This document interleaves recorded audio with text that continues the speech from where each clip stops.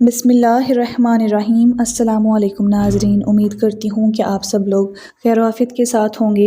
میری دعا ہے کہ پروردگار عالم بحق کے 14 معصومین علیہ السلام آپ کو اپنے حفظ و امان میں رکھیں۔ تو آئیں چلتے ہیں ویڈیو کی اولاد پہ ولایت حاصل ہے، لیکن ہر باپ معصوم نہیں ہے۔ اسی طرح اللہ کا ایک نظام ہے، اس نے جس کو جتنی جیسی چاہی ولایت دے دی۔ فقہا کو بھی ولایت حاصل ہے۔ اگر فقہا کو ولایت، اب لوگ کہتے ہیں کہ فقہا کو ولایت صاحب کہاں سے آ گئی؟ ایک مثال دوں، بعض حضرات ایسے ہیں جو ولی فقیہ کی منزلت اور قدر تو نہیں کرتے، لیکن کسی نہ کسی مجتہد کی تقلید کرتے ہیں۔ اپنا خمس جب نکالتے ہیں تو اسی مجتہد کو دیتے ہیں۔ عموماً بہت سے ایسے ہیں ولایت فقیہ کے قائل نہیں ہیں، مگر جب خمس نکالتے ہیں تو مجتہد کو دیتے ہیں۔ مال آپ کا، آپ نے خمس نکالا، یہ خمس، اس میں دو حصے ہیں، ایک مال اللہ کا ہے امام کا، اور ایک سادات کا۔ فقیہ صاحب کو کہاں سے حق حاصل ہوا کہ آپ سے خمس لے کر استعمال کریں؟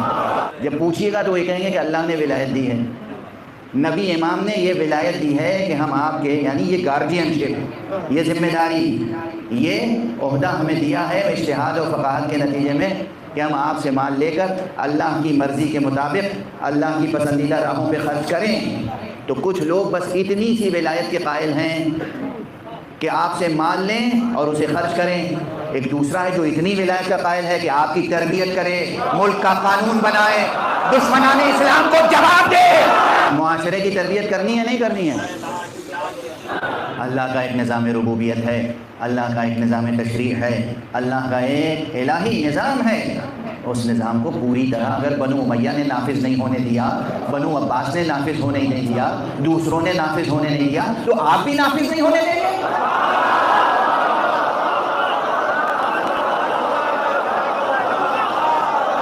کس کے لیے کام کر رہے ہیں آپ؟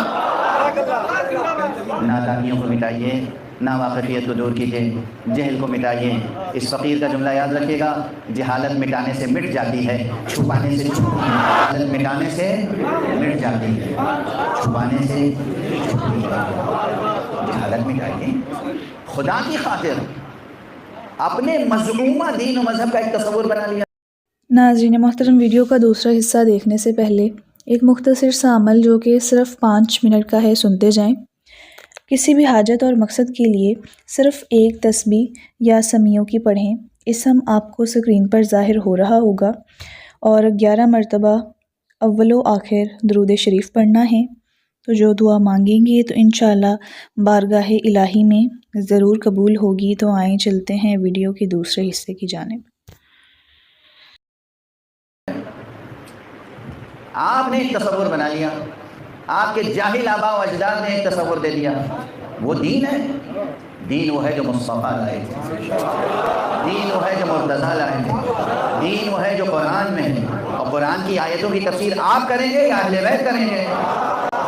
اور اہل بیت کی بتائی ہوئی تفسیر آپ سمجھیں گے یا علماء سمجھیں گے؟ یہ کون سی سازش ہے آپ کے ساتھ؟ یہ سمجھیں آپ کہ علماء بیزاری ہے، علماء بیزاری، یہ تو اچھا شگون نہیں ہے۔ فقیہ سے نفرت، فقیہ کہتے ہیں کسے؟ فقیہ کہتے ہیں جو دین کی سوجھ بوجھ رکھتا ہو، دین کی سمجھ رکھتا ہو۔ تو فقیہ سے نفرت کے کیا معنی ہے؟ کس نے سکھا دی ہے نفرت؟ کون اس سے فائدہ اٹھائے گا؟ آپ کو تو کوئی فائدہ ہونے والا نہیں۔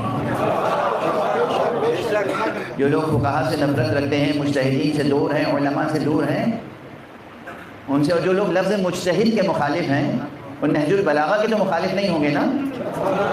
نہج البلاغہ کھولیے، پہلے ہی خطبے میں شروع کی 2 سطروں میں مجتہد کا لفظ ہے، لا یؤدی حقہ المجتہدون۔ یہ کون سے مجتہد ہیں؟ ان سے بیزاری، ان سے بیزاری۔ مجتہد اسے کہتے ہیں جو اپنی تمام صلاحیتوں کو نچوڑ نچوڑ کے نظر مولا کر دے، دن رات ذہن کو نچوڑ دے، قلب کو نچوڑ دے، تمام صلاحیت ساری دنیا سے کٹ کے قال اللہ اور قال رسول اللہ کا بندہ ہو کے رہ جائیں، کہ سمجھیں کہ اللہ نے کیا کہا، سمجھیں کہ رسول نے کیا کہا، سمجھیں کہ اماموں نے کیا حکم دیا، اور پھر وہ عوام جنہیں معصوم کہتے ہیں کہ یہ ایتام آل محمد ہیں، یہ کیا یتیمان آل محمد ہیں۔ یتیمان آل محمد وہ یعنی جن تک علوم آل محمد نہیں پہنچے، ہر وہ شخص، ہر وہ فرد جو کہ علوم آل محمد سے محروم ہے، اسے آل محمد کیا کہتے ہیں؟ یتیمان آل محمد ہیں۔ ان کی فکر کرنے کے لیے، ان کی سرپرستی کے لیے جو شخص اپنی پوری زندگی وقف کر دے، کوشش کرے، جد و جہد کرے کہ اللہ اور رسول اور ائمہ کا کلام سمجھے اور پھر آپ کو سمجھائے، اس کو کہتے ہیں مجتہد۔ لفظ کو بت نہ بنائیے، صنم پرستی ہر شکل میں حرام ہے، وہ پتھر کا بت ہو یا لفظوں کے بت ہو، پتھر کے بت ہوں یا لفظوں کے بت ہو یا ہوائے نفس ہو۔ میں خدا کی قسم بہت سے لوگ تو یہ کہ میں کے شہید ہو جاتے ہیں، قتیل خودی، شہید خودی، شہید راہ خدا نہیں ہوتے، شہید راہ خودی، اپنی خودی قربان کریں۔ یہ جو گردن میں خم آ جاتا ہے نا، یہ جہل کی نشانی ہے، یہ نادانی کی نشانی ہے، یہ حماقت کی نشانی ہے، یہ سفاہت کی نشانی ہے۔ علم کے آگے ہمیشہ سر جھک جاتا ہے۔ اسلام نے جو نظام دیا ہے وہ یہ نظام دیا ہے کہ کوئی بھی عمل کرو مگر اس عمل کو انجام دینے سے پہلے اس عمل کو انجام دینے کا علم حاصل کر لو، وقت، تمہاری انرجی، تمہاری صلاحیت، تمہاری استعداد برباد نہ ہو جائے۔ عمل کرو تو صحیح عمل انجام پائے۔ یہ کیا فطری طریقہ نہیں ہے، یا عقلی طریقہ نہیں ہے، یا شرعی طریقہ نہیں ہے۔ اس طریقے سے اختلاف کے معنی کیا ہیں؟ کوئی بھی عمل کرو تو وہ عمل کیسے انجام دیا جائے گا یہ سیکھ لو۔ ہر فیلڈ بچے جاتے ہیں، سیلس مین بھی بنتے ہیں تو ان کو سیلس مین شپ کی ٹریننگ ہوتی ہے، کیسے خریدار سے بات کرو گے، کیسے کسی سامان کو پیش کرو گے، ہر چیز کی ٹریننگ ہوتی ہے۔ نماز کیسے پڑھی جائے اس کی تربیت حاصل کرنے کی ضرورت نہیں ہے، روزہ کیسے رکھا جائے، حج کیسے کریں، زکوٰۃ کیسے دیں، خمس کیسے دیں، اخلاق اسلامی کی تربیت کی ضرورت نہیں ہے۔ عبادات سے لے کر معاملات تک، الہیات سے لے کر اخلاقیات تک، انسان کو ہر جگہ علم اور تربیت کی ضرورت ہے۔ یا جاہل سے حاصل کیا جائے گا، جو خود کچھ نہ رکھتا ہو وہ عطا کیا کرے گا، جو علم نہ رکھتا ہو وہ علم دے گا کیا، جس کا نفس خود تربیت یافتہ نہ ہو وہ دوسروں کی تربیت کیا کرے گا۔ لب و لہجہ درست نہیں ہے، قرأت درست نہیں ہے، مخارج درست نہیں ہے، الفاظ درست نہیں ہے، محاورے درست نہیں ہے، مہذب لہجہ نہیں ہے، تہذیب کلام نہیں ہے، اور قوم کی تربیت کرنے چلے، قوم کو پیغام دینا چاہتے ہیں۔ کیا پیغام دیں گے آپ؟ خدا کے ہاں کیا جواب دیں گے نسلوں کو جہالت سکھانے کا؟ خدا کو کیا جواب دیں گے؟ جزاک اللہ خیرن کثیرہ۔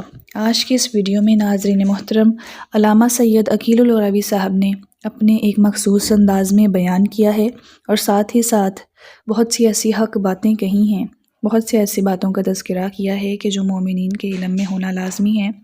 مولانا صاحب آج ویڈیو میں فرما رہے ہیں کہ جہالت مٹانے سے مٹ جاتی ہے لیکن چھپانے سے چھپتی نہیں ہے۔ ماشاءاللہ کیا ہی حق بات کہی ہے مولانا صاحب نے۔ امید کرتی ہوں کہ آج کا یہ بیان اور ایک مختصر سا عمل جو کہ یاسمیوں کا ہے، ایک تسبیح روزانہ کا، آپ کو پسند آیا ہے۔ ملتے ہیں کسی اگلے عمل کے ساتھ۔ اللہ حافظ۔